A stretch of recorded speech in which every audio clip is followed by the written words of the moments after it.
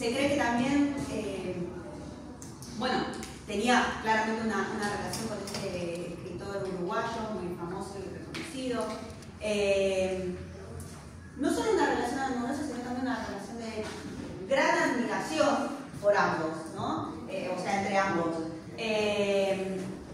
Y bueno, finalmente esa relación no prospera, pero mantuvieron esa amistad por correspondencia porque Horacio Quiroga termina sus días en Misiones.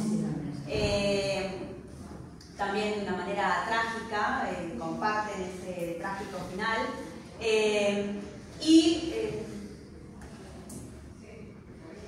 Bien, yo quería ahora en este momento por qué también el nombre, más allá de que es una obviedad, ¿no? Alfonsina y el mar, pero creo que, bueno, mamá había dicho, ¿no? O sea, yo cuando dicen la palabra Alfonsina la asocio con el mar, sea Alfonsina Storni o no, o sea, bueno, claramente para mí Alfonsina está muy vinculada con el mar y su profundidad. Ya, de solo hecho pensar que era muy pequeña cuando le tocó surcar el océano,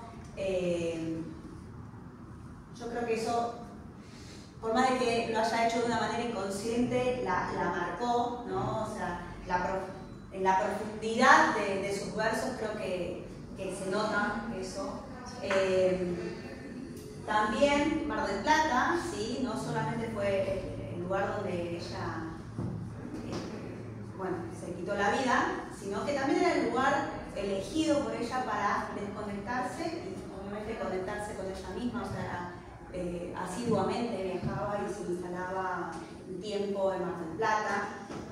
También Mar del Plata en esa época era el lugar, ¿no? Elegido por todos bueno, era uno de sus lugares preferidos. También, ¿no? hay algo llamativo acá. Alfonsina, en una de sus estadías en Mar del Plata, se había metido al agua, estaba jugando con las olas. Bueno, lo que hacemos todos cuando nos metemos al mar, una ola la golpea uno de sus pechos y eso le genera mucho dolor. O sea, se da cuenta que algo está pasando. Entonces, cuando viaja de regreso a Buenos Aires, se hace unos estudios y le descubren cáncer de mama. En 1935 la operan y le sacan uno de sus pechos, lo operan, hacen una primera sesión de rayos. Después no quiso seguir continuando con el tratamiento porque era muy fuerte, muy devastador, y ahí es cuando finalmente Alfonsina se sumerge en una profunda depresión. Como que en el inconsciente colectivo quedó que Alfonsina se suicida por un desamor, pero bueno, aparentemente lo que motiva este suicidio, ¿sí? Es la enfermedad, ¿no? En aquel entonces ya era prácticamente una sentencia, y como Alfonsina siempre tuvo las riendas de su vida, no iba a ser menos en el momento de su muerte. También tomó las riendas de su muerte y decidió arrojarse de la escollera al mar. Todos tal vez creemos que Alfonsina se internó caminando al mar claro, pero bueno, sabemos que se arrojó porque en la escollera de la Perla queda uno de sus zapatos. Ella, antes de tomar esta decisión, manda 3 cartas. Una la manda a la policía aclarando y dejando en claro que nadie es responsable de su muerte, que es una decisión de ella. Otra la manda al diario La Nación para que publique su carta de despedida, que voy a leer acá esta partecita. Dice: déjame sola, oyes roncar los brotes, te acuna un pie celeste desde arriba y un pájaro te traza unos compases para que me olvides. Gracias. Un encargo. Si llama nuevamente por teléfono, le dices que no insista, que he salido. Obviamente de este fragmento se inspira la letra de la canción de Alfonsina y el mar.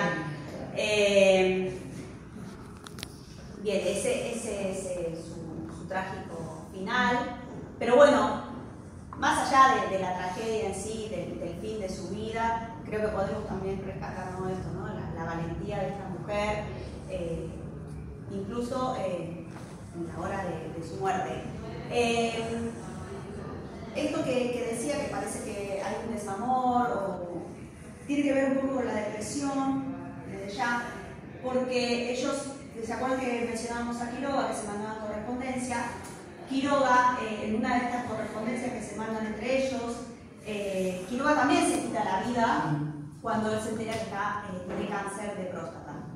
Entonces, en estas cartas, ¿no?, ella, cuando le devuelve, terminar mi vida igual que tú, con un rayo, ¿no? O sea,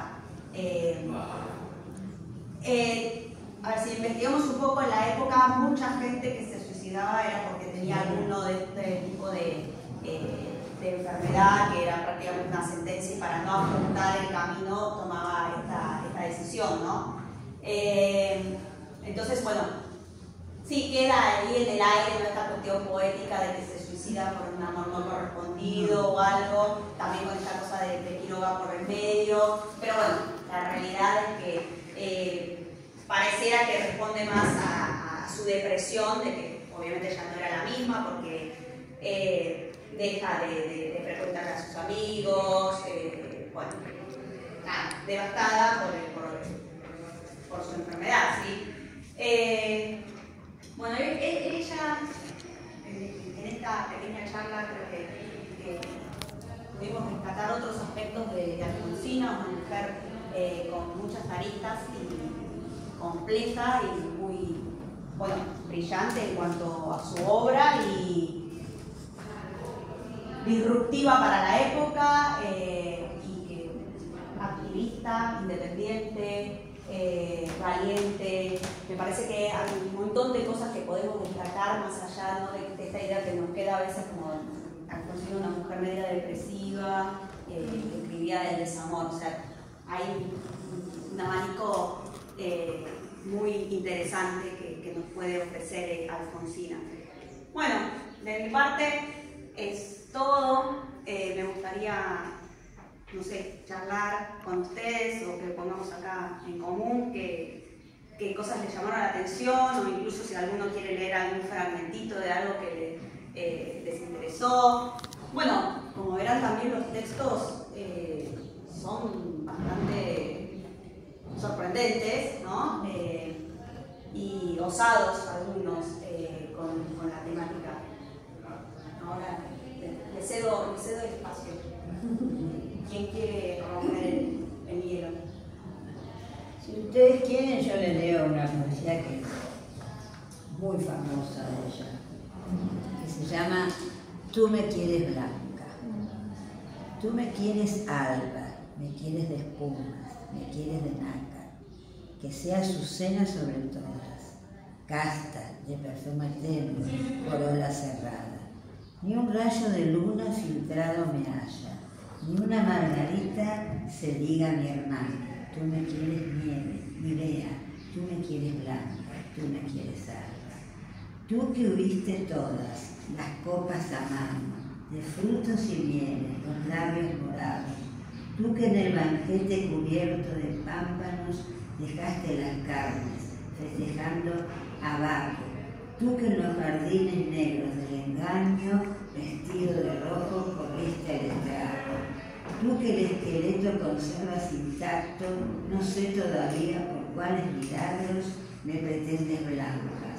Dios te lo perdone. Me pretendes casta. Dios te lo perdone. Me pretendes alba. Huye hacia los bosques, vete a la montaña, limpia la boca, vive en las cabañas, toca con las manos la tierra mojada, alimenta el cuerpo con raíz amarga, bebe de las rocas, duerme sobre escarcha, renueva tejidos con salitre y agua, habla con los pájaros y lévate al alba. Y cuando las carnes te sean tornadas, y cuando hayas puesto en ellas el alma que por las alcobas se quedó enredada, entonces, buen hombre, preténdeme blanca, preténdeme nívea, preténdeme casta.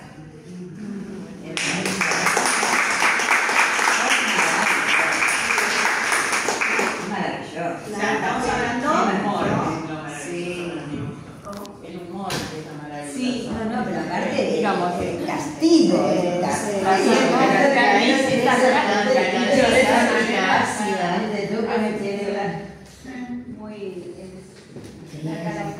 Siempre fue una de mis preferidas. Tiene muchas, pero esta es Muy buena. Sí, esta de la loba yo no la conocía, pero me encantó por lo disruptiva, ¿no? Y además como ella, lo que vos relatabas, ¿no? Como ella vivía con orgullo todas sus decisiones, ¿no? Bueno, yo voy a criar a mi hijo, yo soy una persona orgullosa de trabajar y autosustentarme, y bueno, es un poco eso, ¿no? Lo que expresa acá la loba, que dice en la primera, entonces dice, yo soy como la loba que oré con el rebaño, y me fui a la montaña, fatigada del llano.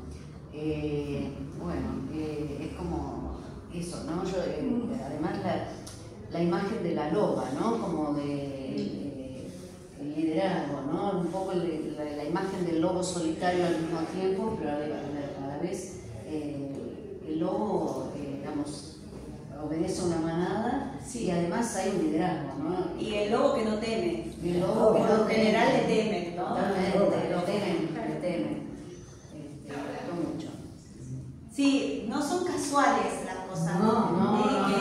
Como esto, como hablamos antes, ¿no? El seudónimo que elige, ¿no? Hablar de la loba. Por eso, obviamente, habla de su genialidad, utilizar o de encontrar la manera de canalizar lo que le pasaba o lo que le pasaban a las mujeres en una época en la que estaba prohibido, que muy pocas incluso tenían el acceso, ¿no? De hacerlo, ¿no? Porque también era una privilegiada ella. Sí. Poder estudiar.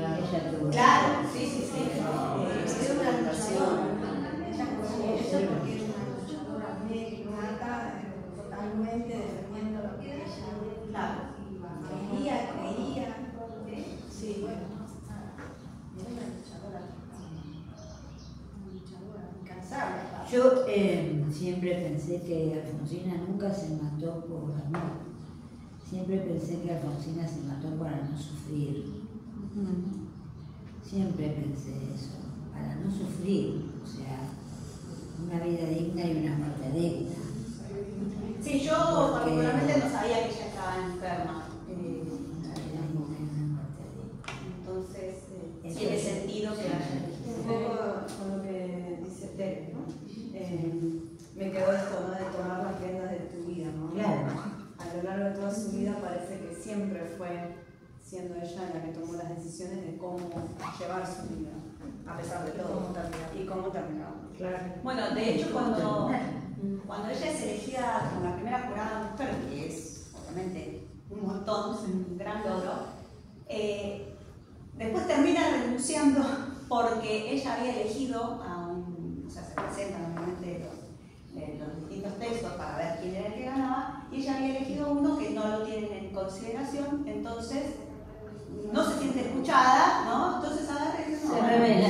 no, o sea, no me van a escuchar, listo.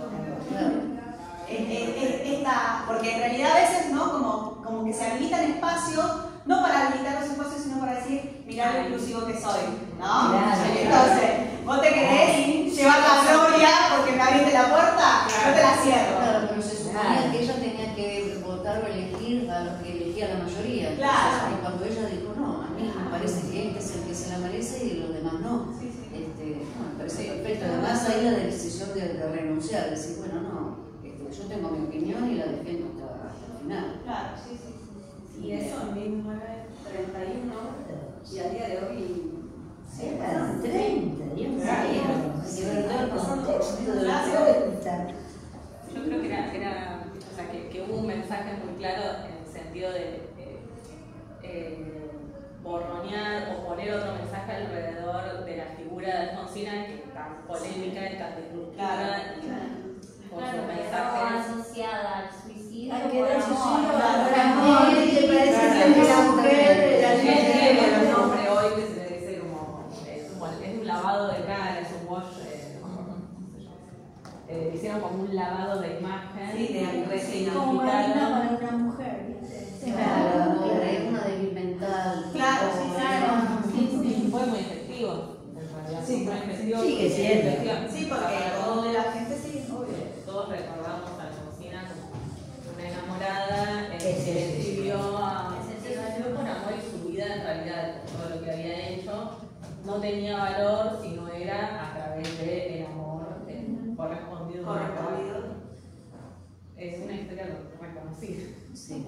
Sí, pero la verdad que para mí estuvo re bueno, A mí me encantó la charla, aprendí un montón. Claro, la Muy importancia de estos encuentros que Claro. hacen que uno vuelva a pensar sobre estas figuras y ir desarmando esos estereotipos que están armando en torno a las mujeres importantes de la historia.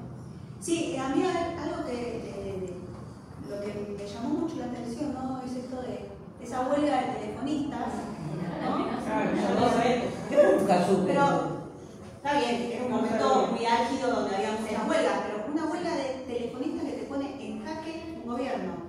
Claro que eso va a estar silenciado por la historia, pero más allá de estos personajes que sobresalen, tanto hombres como mujeres, en el caso de Alfonsina, como dije antes, es una privilegiada, porque bueno, tuvo la posibilidad de destacar.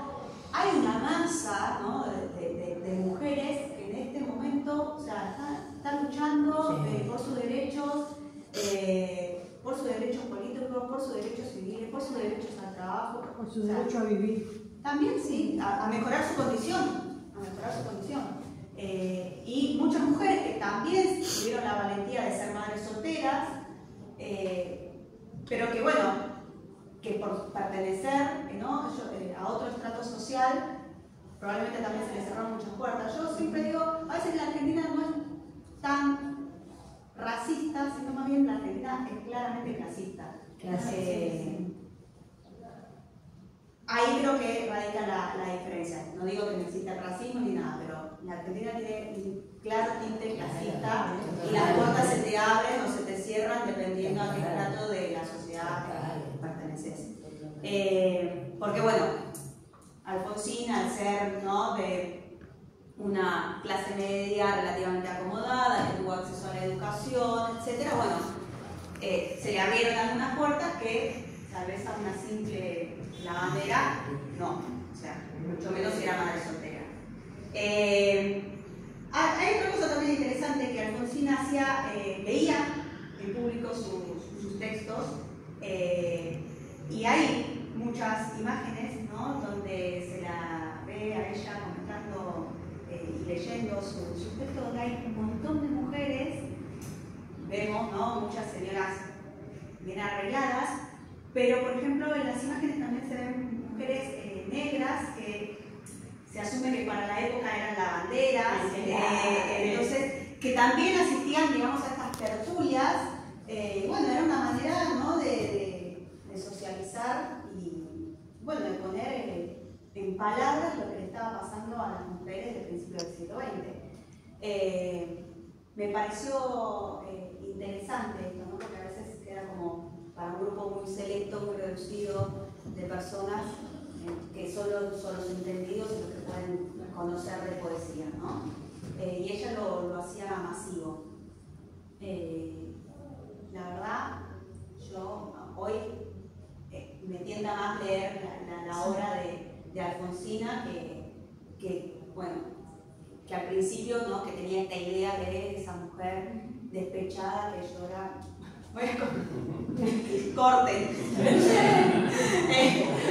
Hay un grupo de cantantes mexicanas que es un grupo pop, que siempre están tipo llorando, ¿no? Y a veces mi hermana, la más chica, que pone música, qué sé yo, digo, ahí están las dos fracasadas, Entonces, no quiero decir que me parecía eso, pero bueno, a mí me sonaba, no invitaba a leer la poesía de una mujer despechada que siempre estaba llorando por un hombre que no le dio bola. La verdad no me convocaba a leer su obra. Hoy, luego de investigarla más a fondo, digo, bueno, ojo, porque es mucho más que eso y su rol fue fundamental, ¿sí? Su participación política fue fundamental para que, por ejemplo, décadas después se consiguiera muchas mujeres, por ejemplo, Balmaceda hace historias famosas de cómo se hizo dulce de leche en la casa de Rosa, por la mucama, y muchas cosas. Bueno, hay algo interesante también que vieron que en inglés la palabra historia es history, ¿no? Y claro, lo que pasa es que en castellano las cosas cambian, ¿no? Pero cuando ahora se lo diga en inglés va a tener un poco más de sentido. ¿Vieron? Que está history y story, ¿no? Bueno, resulta que la asignatura o la carrera se llama history porque es la historia de él. Entonces, las activistas feministas de mediados del siglo pasado, o sea, de la década del 60, en Inglaterra, crearon la cátedra de Herstory, la historia de ella. Entonces, ahí se empezó a hacer el estudio, o sea, a partir de ahí, digamos, de una manera formal y académica, se empezó a hacer el estudio, ¿no?, de la participación en la historia de las mujeres. Bueno, esto se tuvo que ir reformulando a lo largo del tiempo porque, claro, no se podía analizar de la misma manera como estaba establecido, ¿no?, la historia de los hombres, ¿no? Porque pasa esto, o sea, no es que las mujeres no existían, sino que... No, y aparte, la historia... O sea, ¿cuándo surge la historia? La historia surge con la escritura. Si no hay registro por escrito, no hay historia. Entonces, como las mujeres, rescatando a Virginia Woolf, aparecen como anónimos, no van a la escuela, no, entonces es difícil reconstruir y recapitular la historia de las mujeres a través de lo que quedó por escrito. Entonces hubo que ver nuevas maneras de investigar la historia de las mujeres, ¿no? Entonces buscar otras fuentes, analizar desde otra perspectiva.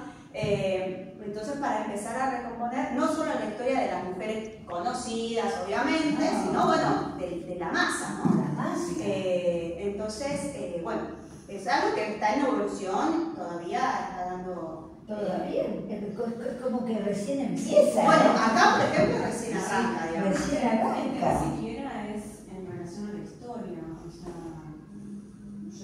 ella decía, estoy más en la parte de los números y en análisis de datos, hay un montón de, hay una brecha muy grande entre lo que se estudia y se analiza en el día a día, se usan hombres. O sea, en medicina, al día de hoy, hay un montón de cosas que no se han descubierto en la mujer o que no se sabe tratar realmente en la mujer porque no existe el estudio en la mujer. Y hay esta brecha del análisis de datos es muy... Bueno, hoy en día se habla mucho por esto mismo, porque los datos que existen para poder analizarlos es en base a una población masculina y no una población femenina. Hay libros muy interesantes sobre eso y cosas muy simples del día a día, ¿no? O sea, incluso el airbag en un auto. O sea, posiblemente el airbag de un auto pueda llegar a matar a una mujer y no al hombre en un choque. Entonces, hay un montón de cosas de ese estilo. Porque la mujer siempre fue... Bueno, el tema del parto también siempre se dice, ¿no? Que la postura del parto es para beneficiar al médico y no necesariamente... Las indias no tienen el parto, ¿sí? Claro. Porque no es como biológicamente la postura. Claro. Para nadie, ni para hombres ni para mujeres, ¿no? Los pueblos originarios no tienen, las mujeres de los pueblos originarios están sentadas en un pozo y tienen más tienen el parto. Gracias a Dios no lo tenemos así, por favor. No, que sea un micrófono. Sí, pero a ver, claro, pero también se podría hacer de otra forma. Se podría hacer con otra postura y con otro tratamiento de entrada. Y me parece también que en medicina lo mismo, esto de la historia. Quienes estudiaban antiguamente, los hombres accedieron al estudio. Bueno, en medicina, ¿cuántos años pasaron hasta que las mujeres pudieran ingresar a estudiar medicina? Entonces, todos esos años son años en los cuales la mujer no fue estudiada realmente. No, claro. No. No, y después también, ¿no? O sea, y no es que no se dedicaran a la medicina, o que no tuviesen conocimientos, ¿no? Pero las mujeres claro, que tenían esta práctica y estos conocimientos quedaron fuera de las instituciones, y al quedar fuera de las instituciones pasa a ser una actividad clandestina, ¿no? Entonces cuando pasa a ser una actividad clandestina, termina siendo la curandera, ¿no? Entonces, te van bajando el precio, ¿no? Bueno, pues hay tantas mujeres enfermeras y muchísimas menos mujeres médicas o en determinadas disciplinas médicas, o sea, la cirugía, por ejemplo. Hay muy pocas mujeres en cirugía. Yo voy a terminar dedicándose a la enfermería. Y porque la mujer desde un principio siempre fue determinada, si vas a trabajar o tenés que ser, si no sos ama de casa, son ciertos tipos de trabajo. Enfermería, cuidar. Claro, sí, que tiene que ver con docencia, con el cuidado y la crianza. ir a limpiar. Todos trabajos que te permitían solamente específicamente que era para la mujer, no era para otra. Por eso te digo, la docencia. Bueno, también hay algo muy claro dentro de la docencia. Acá, por ejemplo, nosotros estamos acostumbrados a la senio, ¿no? La senio, pero ¿por qué le decimos la senio? Porque era la señorita. O sea, la mujer trabajaba de maestra hasta que se transformaba en señora. Porque, volvemos a esto, ¿no? Las mujeres de bien no trabajan. No hay que están casadas, son señoras, no trabajan. Entonces, claro, todas eran jóvenes porque eran señoritas, estaban casadas, y bueno, quedó, ¿no?, el mote de la seño, pero bueno, viene de ahí, ¿no? No, es muy interesante y es un camino para desandar. Otra escritora muy interesante que decía es María Elena Walsh, que todos la conocemos por canciones para niños y niñas, pero en realidad, o sea, ella también escribe hermoso, y es bastante poco conocido y bueno. Eladia Blasquez. Eladia Blasquez. Un montón. A mí me sorprendió un montón, bueno, todos, ¿no? Acostumbrados a escuchar sus canciones, ¿no? Sí. Igual las canciones tenían también. Sí, son bastante, digamos, con mensajes más profundos, ¿no? E incluso adultos. Fueron prohibidos, sí, también. Ella tuvo que estudiar.